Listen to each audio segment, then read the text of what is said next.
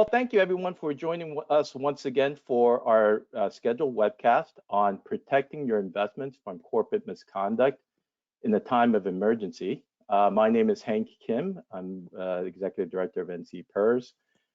Thank you for joining us. And for those who've been joining us regularly, what I'm about to say may sound like a broken record, but for the benefit of those who may not have joined us in the past, as we all adjust to the new COVID reality, please bear with us if there should be any technical issues or any background noises during this webcast. As always, your patience and understanding is greatly appreciated.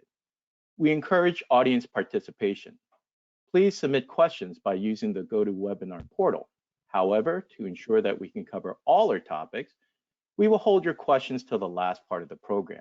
Additionally, in the handout section, you will find a PDF of today's presentation. Let me start with a few words on our sponsors and then introduce the presenters. Bernstein, Litowitz, Berger, and Grossman is recognized as a worldwide leader advising institutional investors on issues related to corporate governance, shareholder rights, and securities litigation. Since its founding in 1983, Bernstein Litowitz has built an international reputation for excellence and integrity.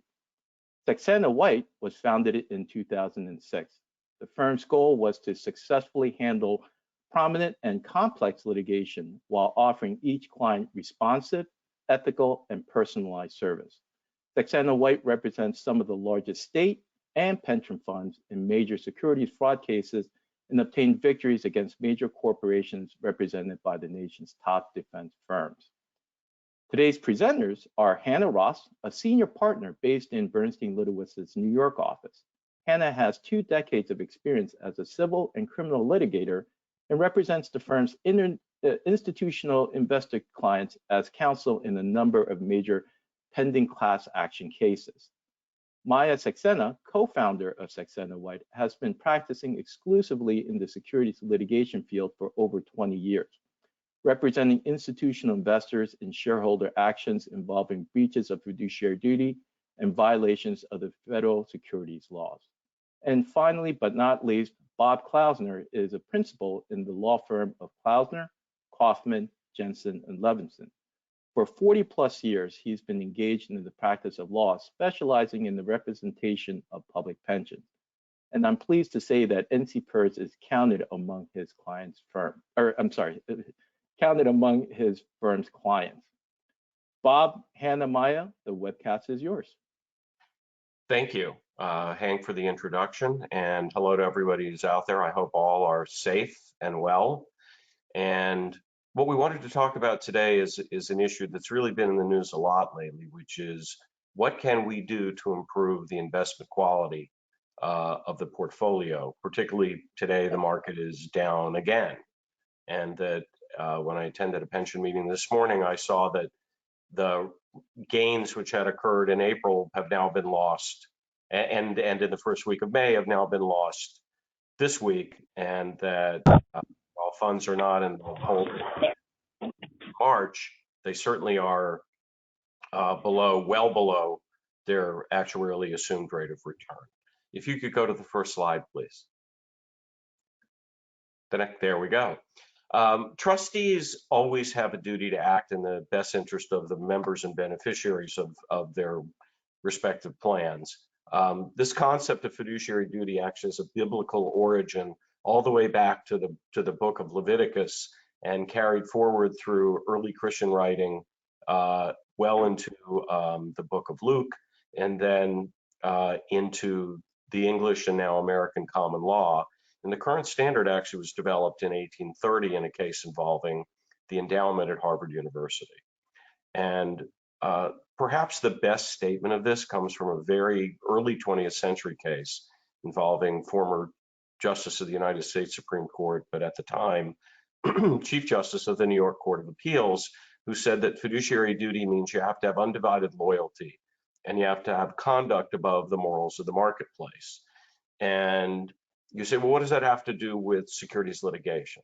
Well, just as you have fiduciary duty to your members and beneficiaries, the corporate officers and directors of the companies that you own, and public pension funds own trillions of dollars of publicly traded securities, that these officers and directors have the same fiduciary duty to us, the shareholders, as we as providers of services to public pension funds, or you as trustees and administrators of those funds have to your membership.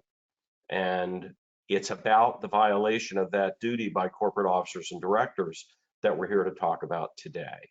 If you could move to the next slide.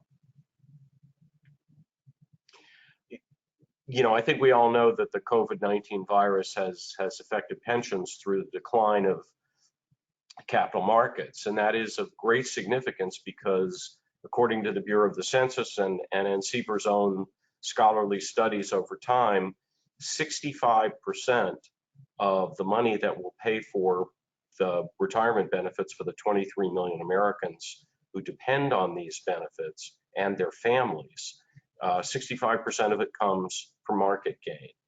And when the market has an extraordinary black swan event like we've had with the COVID-19 virus, we know that it takes years to recover. So the question is, what can we do?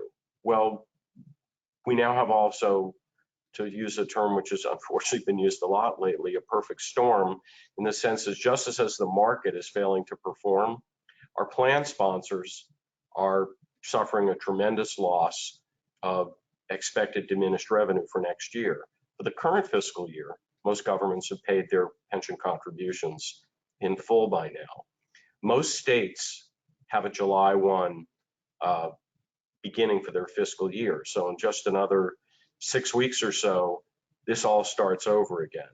Other states have an October 1 fiscal year, so they have a little bit of lead time left before their revenue issues come to play. But I'm already seeing, excuse me, around the country, layoffs and furloughs of public employees. And the question is, will that lead to political pressure to push for defaults? There was an offhanded statement by the Senate Majority Leader, let states go bankrupt, meaning let them default. And I think he meant let them default on their pensions. And now this brings back to the question, if the market's depressed and we need to do whatever we can to look for its improvement, are we subject to criticism for suing the companies that we own? And we're here to tell you that the answer to that question is no. And if you could go to the next slide. Federal securities laws were really designed for institutional investors. It used to be that lawyers would go out, find one person who had 10 shares of stock, they'd sell it at a loss, agree to a class, the cases would get settled on the cheap, and the lawyers would make the money, and nothing for the class of investors. Now, it's exactly the opposite. Just the firms that I'm privileged to work with, who are the two presenters on either side of me on your screen, who I both worked very successfully with to recover hundreds of millions, if not billions, for your funds, that pennies go relatively to the lawyers, and usually 75% of the recoveries go back into the pension funds to help make up for those losses. It seems to be to me that corporate misconduct is on the rise. It's almost as if the distraction created by all the things that are around us have encouraged, well, it's encouraged incredible generosity on the part of many. Those who don't have a giving heart and are looking, and who are opportunists for their own gain, are using the confusion of the day to exercise some of the most egregious acts of corporate misconduct that we've seen. But how do we separate the effects of the virus from just honest business that's done poorly because of the circumstances, or because maybe it's a product that nobody wanted, or even that the company may have been run badly? Running a company badly is a reason to sell it, but it's not necessarily evidence of fraud. But how do we separate that from the true dishonesty that may be hiding in this confusion? If you could go to the next slide. As public entities, one of the questions which we've been asked a lot lately is how do we engage in effective decision making when we're not meeting in person? Well, fortunately, virtually every state has relaxed its public meetings laws to allow virtual meetings, and the improvement of technology allows the public to effectively participate in these meetings even though people can't safely meet or travel. Those few funds that are meeting personally are spaced out as recommended by the CDC with social distancing, and actually have been encouraging their providers like us not to come because they don't want you to get on an airplane and bring in whatever was on the plane and then introduce it to the group of people that's there at the meetings. But how are boards going to effectively monitor these cases? Well, that's the job of pension fund counsel like me, to work with the Securities Council to keep the boards apprised of what's going on, to read the pleadings and comment on them. And both Hannah and Maya can tell you that they'll get an email from me at 2 in the morning with a long list of things that I would have questions about. Also, pension fund lawyers sometimes have a role directly. Most recently, we had a case in Florida involving the city of Hialeah. It owned a corporation, which incidentally was one of the corporations that got money that was intended for small businesses, and in response to the gentle request from the Department of the Treasury, actually gave it back. But it was a company that refused to hold an annual meeting and elect directors, and effectively enthroned the current board of directors like royalty as appointees for life. And we were able, through a case just brought in the state court, to force an appropriate election so that the shareholders could have their say. What's the role of the pension consultants, the investment consultants, and the managers? Well, they also need to be reporting more, not less.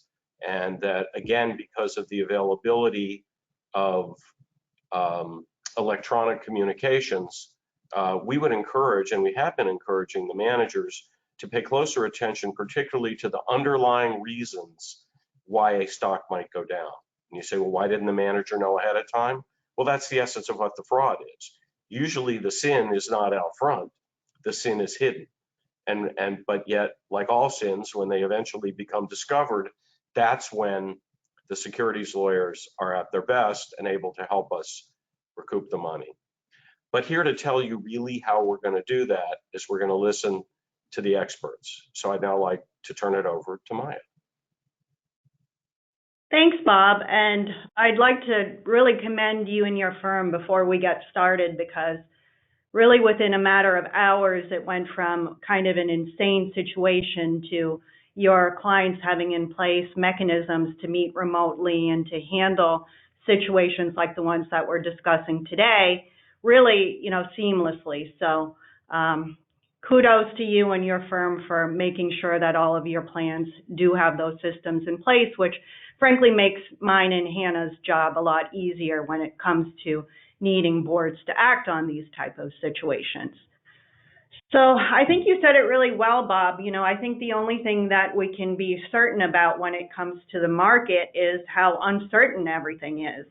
And we've already seen some stocks that are doing extremely well in this environment and others that are just plummeting. And hundreds of public companies are coming out and revealing different types of disclosures about what the impact of the pandemic is on their own business models. They're coming out and saying that earnings are going to be affected. They're downgrading forecasts. And there's really just a wealth of disclosures out there that range from we don't know what the heck is going on to our business is going to be impacted in X, Y, and Z way. So you said it very accurately that you really have to balance what's going on in the market, because we don't want to just sue corporate America for drops in stock prices that may be the result of companies being impacted, but they are really trying their best to get information out to shareholders.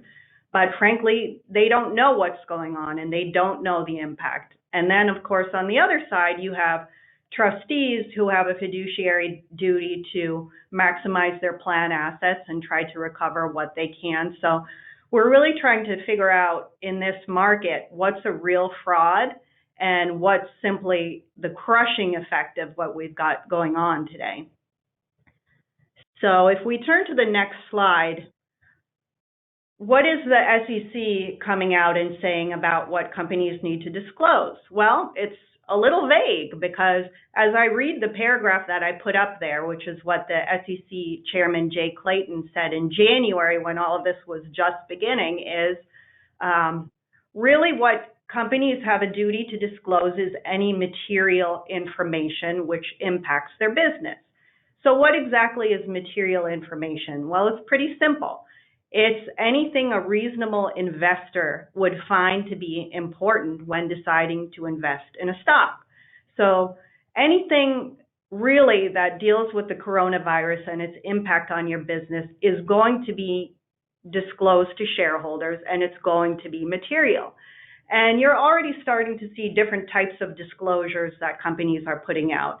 You know, some are bad and saying that we have a lot of business disruptions and we're not going to be able to meet analyst estimates. And others are pretty good. I mean, I saw a disclosure that Netflix came out with because, as you can imagine, all of us being at home are watching a lot of Netflix. And Netflix basically said our earnings are gangbuster this quarter. We have an unprecedented amount of subscribers. We're doing fantastic. But that's not going to continue. And they made a very, I thought, careful disclosure saying this is an artificial spike in our earnings because of what's going on. And that was a good disclosure for investors to be able to look at and say, okay, you know, this is not something that's probably sustainable. I mean, I think it's probably due to that Tiger King show, which frankly, I didn't really get. I mean, Bob and I are down in South Florida, so we kind of see people like that all the time anyway. So didn't quite get the fascination, but certainly didn't hurt their bottom line. So really, what companies have to disclose in this environment is anything relating to how the coronavirus is going to impact their business. So going to the next slide, and with that backdrop, Hannah and I are going to be discussing some specific examples of securities fraud cases that deal exactly with the impact of the coronavirus. So securities fraud cases, if you remember, are situations where corporations and executives issue false statements to public investors over a specified amount of time, which has the impact of inflating the stock price or keeping the stock price at a high level. When the truth about what's actually going on with the company comes out, you would expect the stock price to plummet.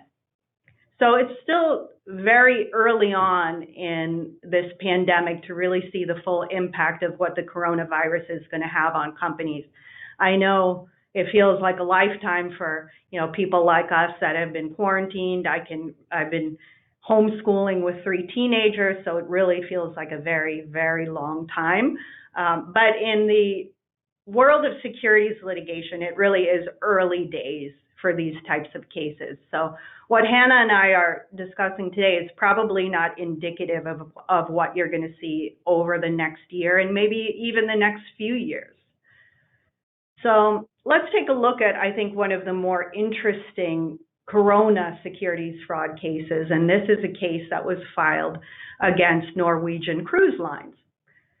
So as you can imagine, the cruise lines have been absolutely decimated by the coronavirus. And when we talk about this type of securities litigation that you're seeing now, they really call it event-driven litigation. And the difference is that sometimes you have securities fraud cases which really deal with issues which are inherent to the company, maybe accounting manipulations like WorldCom and Enron, where they're cooking the books and deal with some of the company's own internal failures. What the types of cases we're going to see with the coronavirus are these types of event-driven cases, which deal with an external event and the company's not disclosing the impact of that event properly.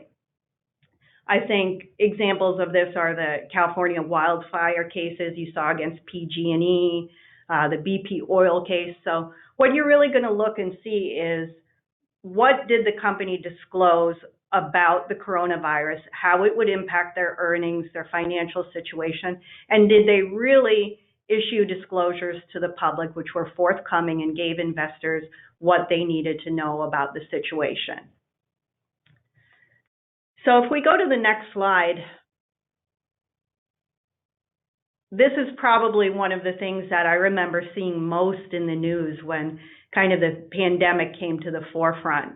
And it was really the horror of imagining being on these different cruise ships, because you saw people just kind of being shuttled from one port to another. And I think they were calling them floating petri dishes, and just looked like an absolute horror story with all these thousands of passengers worldwide and the virus running rampant, and really kind of like a Titanic-like situation. So did not look like a good situation for the cruise lines at all.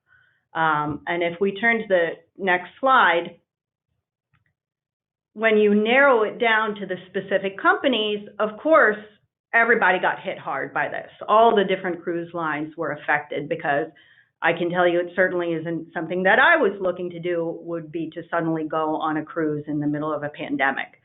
But let's look at this specific case and why it might be a case. So again, bearing in mind that a securities fraud case deals with a company's representations to the public, let's look at what Norwegian actually told investors.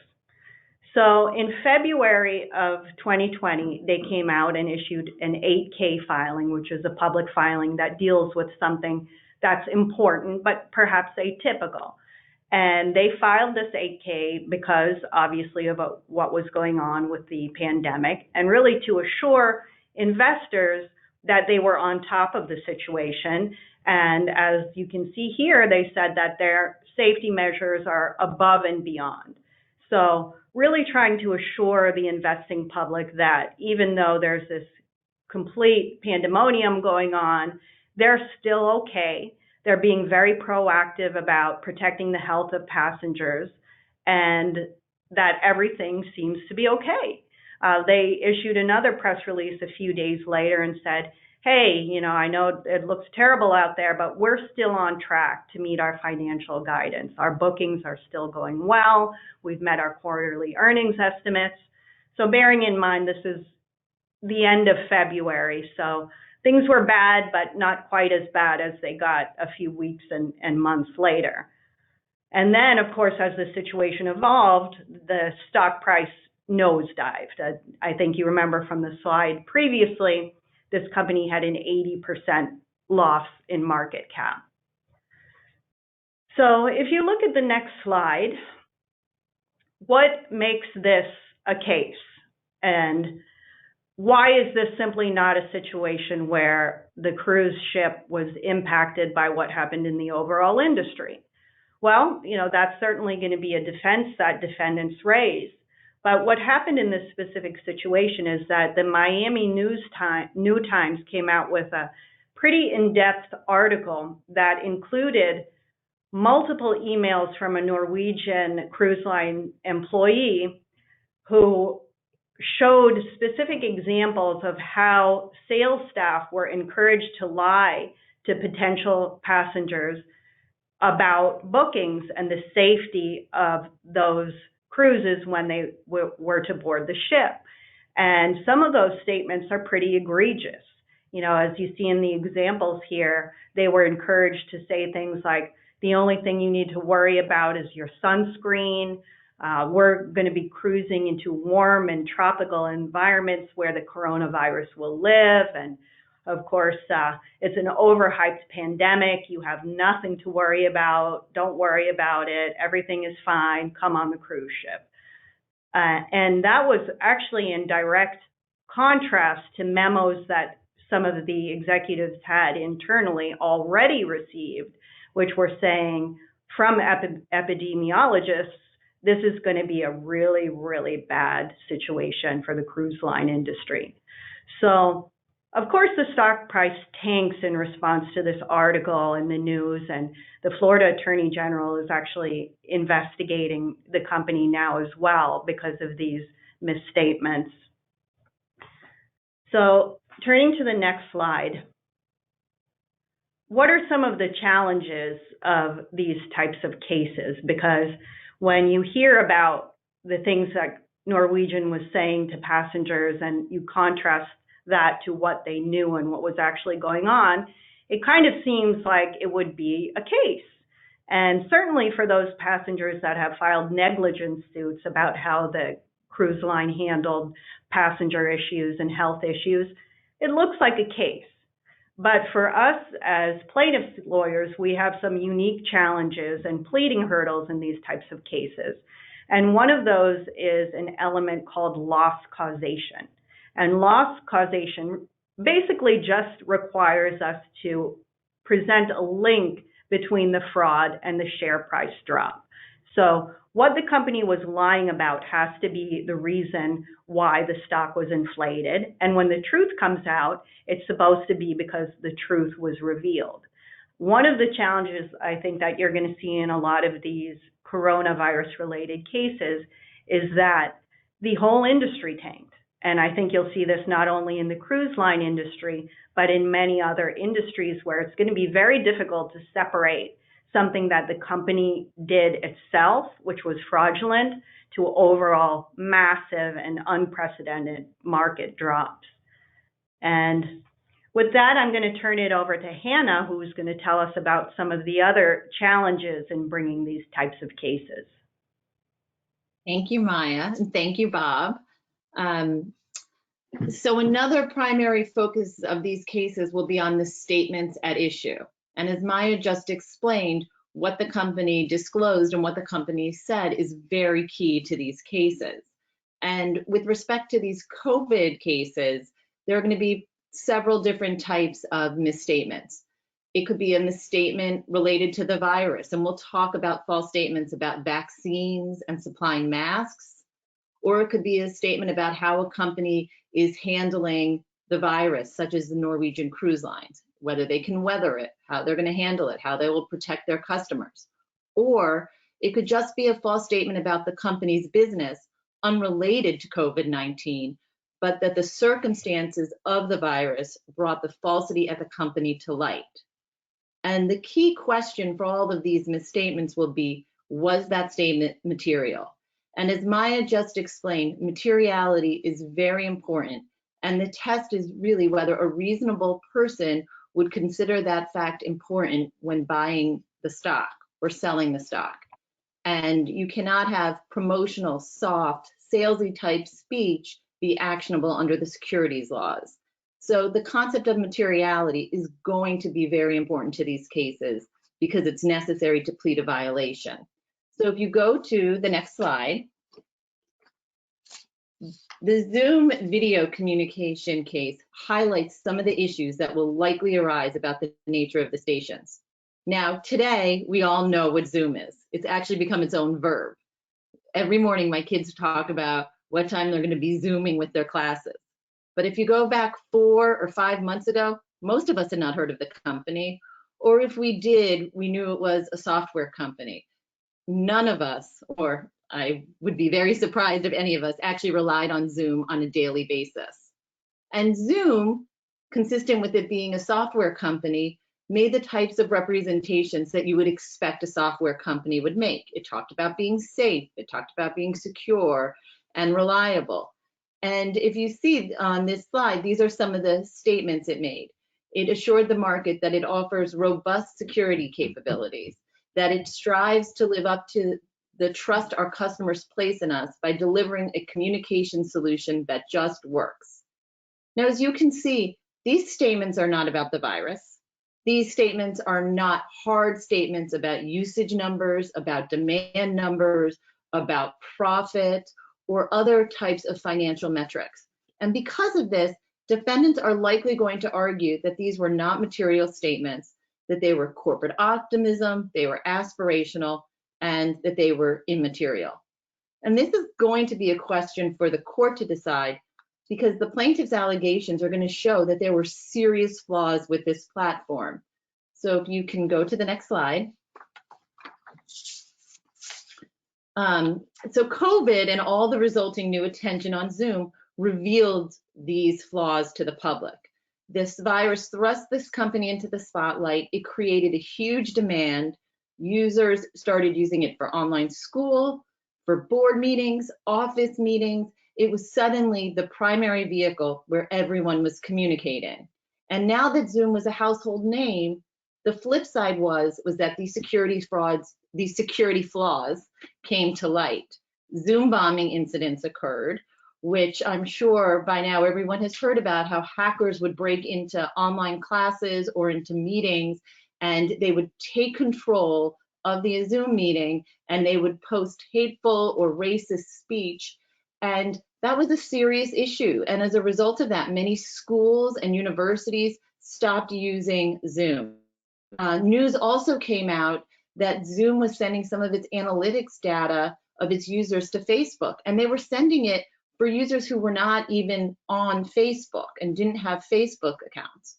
And when all of this news started arising and coming out, in addition to schools and universities not stopping their usage of Zoom, some companies and businesses also stopped using Zoom. NASA stopped using Zoom. SpaceX told its employees they were banned from using Zoom. And so that's what the public was learning about. But while the public was learning about these securities flaws, it later came out that prior to this news becoming public, the company executives sold millions and millions of dollars of their personally held shares. The CEO sold $38 million of his company stock. The chief marketing officer sold 14 million of hers. So these sales happened before the truth came out, and they happened before the investigations announced by the New York Attorney General and the Connecticut Attorney General came out. So these are serious security violations. But for investors who lost money in Zoom, one of the hurdles that they're going to likely have to get over is that the statements that the company made about having a secure platform were material to investors. And as Maya said, these cases are all in the very, very early stages. So we are all going to be watching to see what happens and what arguments are ultimately made by the defendants and how the plaintiffs respond to it. If you go to the next slide. Another challenge that investors will likely face in these pandemic cases relate to defendants' arguments that they warned investors about the possible risks at play. Now, the securities laws provide for what is called a safe harbor protection, and this essentially shields defendants from liability when the company provides a meaningful warning about possible future risks. And this is really key because it has to be meaningful and it has to be useful. It has to actually convey real information to the market. It can't be general, it can't be vague, it can't be a boilerplate. And importantly, it cannot be a risk that is already known about or a risk that has already occurred. And a famous example that I know Bob and Maya will be very familiar with, that is often cited to demonstrate this point, is that a safe harbor would not shield a person who warns his hiking companion to walk slowly because there might be a ditch ahead, when he knows with near certainty that the Grand Canyon lies 1 foot away. So you're not allowed to not warn about something that you know about and that is a risk that is likely to be realized. And so with this in mind, think back to what Maya just discussed about the Norwegian cruise lines, what they warned about and what they told people. And if you compare it and juxtapose it to what they knew internally and what they were discussing internally, are their statements and are their warnings meaningful? And if you think about Zoom's risk warnings included statements such as securities measures have on occasion and in the past been compromised, and consequently our products and services may not be perceived as being secure. So that's what they warned about. And those don't sound very meaningful, and they certainly would not be if Zoom knew that they were secretly providing the analytics data to Facebook, or if Zoom was aware that they didn't have the security mechanisms in place to prevent Zoom bombing incidents. And just to go hit this point even a little bit further, following prior pandemics like SARS and H1N1, some of the companies who were most vulnerable to these types of widespread illnesses, such as cruise lines and airlines and hotels and amusement parks, they started issuing warnings in their SEC filings saying that pandemics could impact their business in a negative way. So the question is going to be, when did they issue these warnings? Were they before the pandemic, or were they when the pandemic was ongoing, like with Norwegian cruise lines? So to see whether this safe harbor will apply and will be successful in shielding defendants from any type of liability, plaintiffs' lawyers are going to be looking at what did the defendants warn about, what did the defendants assure the market about, and what did they know when they made these statements. And so I'm going to turn it back to Maya for the next slide. So one of the other problems that's going to present with these types of cases is a short class period. And a class period is just the period of time in which the company and its executives make false statements to the public. So in some cases like Enron or your big accounting scandals, these could have gone on for years, so that for year after year, quarter after quarter, companies issued false financial statements. And over that period of time, investors who bought the stock did so thinking that they were investing in much different types of companies. Then when it comes out that the company is actually cooking the books, had two sets of books, things like that, you're going to see a stock price drop. So you'll have damages over what is often a multi-year period. What we have with the corona-related cases is that the S&P 500 was really doing gangbuster right before the COVID-19 downturn. So only investors that bought in that very, very narrow window of time are going to have sustained losses. And there's only going to be very limited statements that could be false. As you saw in the situation with the Norwegian cruise line case, you're talking about one or maybe two statements. So if a court finds that one of those statements isn't false and misleading, instead of having maybe 8 or 9 to choose from, you only have one and your case is pretty much over. Now, as I mentioned earlier, these cases are still in their early days, and I think we're going to see a progression over the next few years and see what companies are actually disclosing about their financial operations. I think you'll see more data breach occurrences as more people are working from home, and it'll be really key to see what companies are disclosing about the impact on their business and their financial forecasts. And Hannah is going to give us an example of some of these kind of peculiar COVID-related cases that have these very, very short class periods. If we go to the next slide. Thank you, Maya. So the Inovio case illustrates this point about short class periods. This entire class period was 25 days, a little more than 3 weeks from the date that the company lied to the public and the date that the truth came out. And this is a case that is directly on point with a false statement about COVID-19. So here are the allegations. On February 14th, Inovio's CEO appeared on Fox Business News with Neil Cavuto and claimed that Inovio had developed a COVID-19 vaccine. He said that the company was able to rapidly construct the vaccine in a matter of 3 hours once it had the DNA sequence from the virus because of the power of their DNA medicine platform. As you can imagine, on this news, the stock price rose more than 10% over the next few trading days. Then 2 weeks later, on March 2nd, in a televised meeting with President Trump, Inovio's CEO again claimed that the company had developed a COVID vaccine. And again, as you would expect, the market responded very favorably to this news, and the stock price more than quadrupled. So unfortunately, we all know today that Inovio did not have a COVID vaccine, that it had not developed a COVID-19 vaccine. But at the time, the market did not know that, and the market responded positively. But as set forth on the next slide, this was very short-lived, because on March 9th, which again is 25 days from the date that the company first claimed that they had come up with a vaccine, and Citron Research called for an SEC investigation based on the company's ludicrous and claims that had seen in 3 hours. And in response, the Inovio price plummeted 70%. It's March 9th, opening $18.70 to close at $5.70 the following day.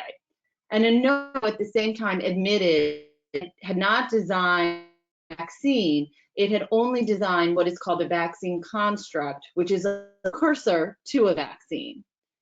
And the timing of these cases are important because, as Maya said, you need to have bought or sold during this period of time. Securities fraud cases don't recognize a claim for a holder. So in these types of cases, period, it's often a very, very small set of investors who have actionable because they needed to have bought or sold within this narrow window.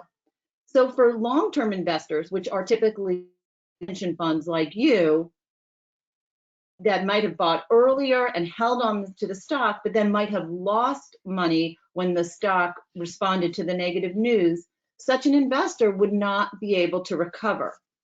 And short class periods, therefore, often lead ownership of these type of cases into the hands of individuals and not institutional investors. And this can be a problematic issue when an individual, as opposed to an institutional investor, is leading a securities fraud case. Sometimes individuals are sophisticated or as experienced as public pension funds, and they often might not be as focused on the broader implications and the long-term health of the company because they're not always a long-term investor. So it's important as a public pension fund to keep this in mind. If you are a pension fund and you're invested in a company where you can't recover in the 10B action because possibly the timing of the class period, you should counsel because you might be able to take some other type of shareholder action, such as a derivative action.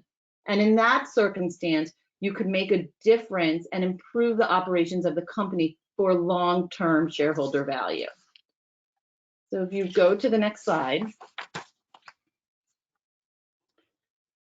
Public pension funds like you are also critical in protecting the integrity of the markets and achieving important recoveries when investors are defrauded.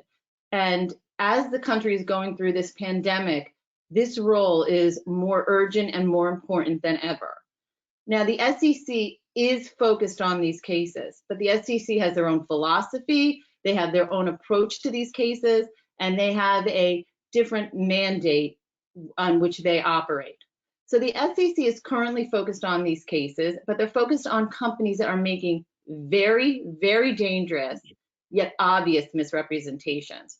So what the SEC is doing is necessary, but it's important to know that the cases that they are generally focusing on are not the companies that institutional like you are invested in. They're focusing often on smaller penny stock companies. And a good example of this is on the next slide, which is this Praxin case. And this is very bad conduct. The company lied and said they could acquire and supply large quantities of N55 or similar masks. I mean, that's what everybody is focused on right now, is making sure they can get these necessary masks. And the truth came out that the company misled investors. They did not have any masks, they received no mask orders, and they did not have a single contract to obtain a mask. So while they claimed that they could get masks, they had absolutely no means or ability to do so. So the SEC took action. It suspended Praxin's trading and it sued the CEO for securities fraud. Again, it's key that the SEC is taking action here. But for injured investors, you cannot rely solely on the SEC. As we all know from the financial crisis cases, it was the private causes of actions led by public pension funds that really made monetary recoveries for injured investors. Those recoveries by pension funds during the financial crisis is where most of the money that was returned to shareholders came from, and it was much more significant than the money recovered by the SEC. And as an example, is a case that Maya and I worked on closely together for many years after the financial crisis, and it was against the Mid-Atlantic Bank Wilmington Trust. The institutional investment plaintiffs recovered $210 million for injured investors, and the SEC recovered $16 million. And this is a case which is one of the very, very, very rare cases from the financial crisis where there actually were criminal convictions and the executives went to jail. So if you compare $210 million to $16 million, that demonstrates how important it is that public pension funds get involved and act when necessary for these cases. I also worked on the Bank of America litigation where the institutional investor lead plaintiffs recovered $2.425 billion for injured investors, and the SEC recovered $150 million.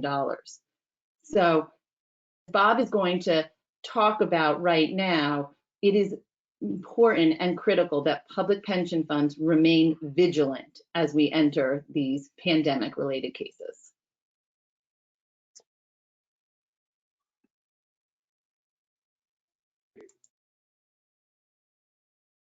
Hey, Bob, I think you're still on mute. Yep, there you go. Okay. I think the last point that was made is of particular importance. Over the years and having worked on these cases myself for over 25 years, these types of cases, that the SEC is really not focused on recovery for the investor.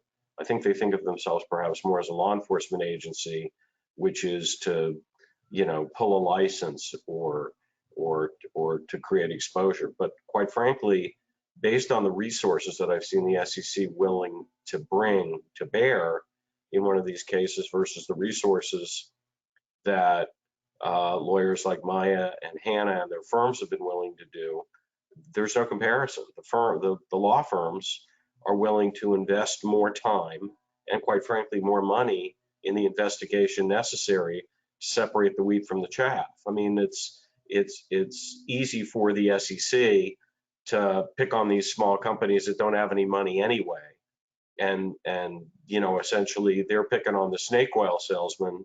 Yet some of the largest frauds have been trusted names in industry and in finance for years that nonetheless were run by people who were engaged in their own self-interest. The short period is of particular importance because it really emphasizes the need for nimbleness by institutional investors, and at this time that and we've recommended to our clients to, during this period, authorize either a committee of less than the whole or a chairperson to be able to authorize the commencement of the suit and then bring it to the full board for ratification when a full meeting could be held, so that the opportunity to move forward and to protect the interests of their funds isn't lost by these particularly short time frames. We also find out that in this time, it also brings out, unfortunately, lawyers seeking to represent institutional investors who lack the depth of experience or the financial resources necessary to bring these sorts of cases. When we interview firms on behalf of our clients as to who should be monitoring their investments, those are the questions we ask. We ask, what's your ability to finance a case? What's your ability to bear the loss if you don't recover anything? Because all these cases are handled on a contingent fee basis. And if it's not someone who has the staying power to invest the time, invest the brain power, and invest the money in pursuit of these, they're lost. And I think this onion's going to continue to get peeled for some time. And to use that Warren Buffett quote there, the tide hasn't started to go out yet, but I think the tide may go out ultimately as quickly as it came in. And I think you're going to find there's a lot of naked people there, and that a lot of corporate emperors have no clothes. So that means that public pension funds really must remain vigilant to identify and prosecute frauds. And as we've often pointed out, have these cases monitored. It doesn't cost the funds anything. The effort is on the part of the securities lawyers who are willing to invest the effort in order to hopefully bring a case that has merit, carry it to conclusion, and recover for the shareholders. If we could go to the next slide.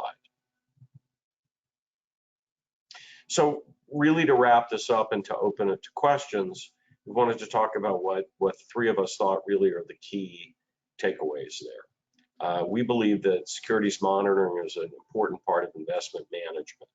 These losses that are incurred by the funds are an asset of the fund. And just like you wouldn't miss collecting a dividend, you don't want to miss collecting back on a loss that was brought about by someone's fraud or misconduct, particularly in those cases where the directors sold shares before the truth came out and enriched themselves essentially at your expense. I think the trustees need to be engaged in this process at every step, which puts the responsibility on pension fund lawyers like us to keep you apprised. I know the securities lawyers send regular updates, which we make sure that the funds see. And really, whether you're seeking lead status or you're acting as a passive class member, as I pointed out again, recoverable losses are an asset. And I want to take the questions from our participants first, and then I have some questions for Maya and Hannah if time permits. So to all of you, we hope you stay healthy and you're safe, and we truly are all in this together. Hank? Great. Thank you, Bob. Thank you, Maya. Thank you, Hannah. There's just a couple of questions from the audience. First is, let me just paraphrase, which is, obviously, trustees, administrators, and staff are dealing with a lot of things going on right now because of the crisis. How do you think they should prioritize these potential fraud cases? And if they do have something in their portfolios, what's the best course of action? I can start if you like. Okay, Bob, go ahead. I was going to say, going back to one of Hannah's slides about the short class period, and I think she also made note of the fact that sometimes when you have these short class periods, you only see individual investors coming forward to lead the case, which is not ideal. So I would say that if you come up with a loss, you're notified by Bob or one of your firms that you have a significant loss in one of these corona-related cases, do look at it a little bit more carefully than you normally would, even if the loss is a little bit lower than your normal threshold, because we're likely going to be in a situation, given the shortness of these timeframes, that there may not be a lot of other public funds willing to jump in. And I know, Bob, you wanted to continue on this. Well, that was the other thing. We encourage, and I do receive, emails from Maya and from Hannah regularly, even when they've discovered the likelihood of a case, and they said, and they say, well, we know that the XYZ pension fund holds this stock, appears to have a loss, and it's then my job to immediately alert the fund so that they can gather the necessary trading records, and we can confirm whether in fact we fall within the period. And then at the same time, very shortly thereafter, these notifications are followed up with a detailed analysis of why the loss occurred and whether it is in fact fraud. And quite frankly, as often as not, after I get the initial notification, I'll get a follow-up email that says, it's just bad business, or it's just a product that was affected by a change in the market, and we've not been able to discern any evidence of fraud, and therefore we don't recommend action.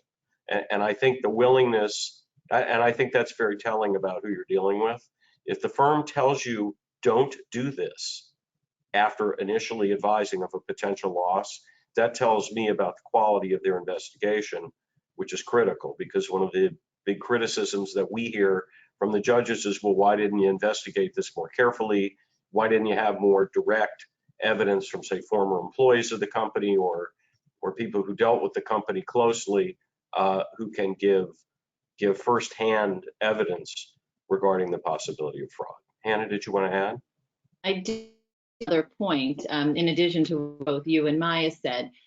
We certainly understand that the funds are dealing with very serious issues right now and making sure that their participants are covered and taken care of, and that there's a whole host of other issues that you're probably dealing with from working from home.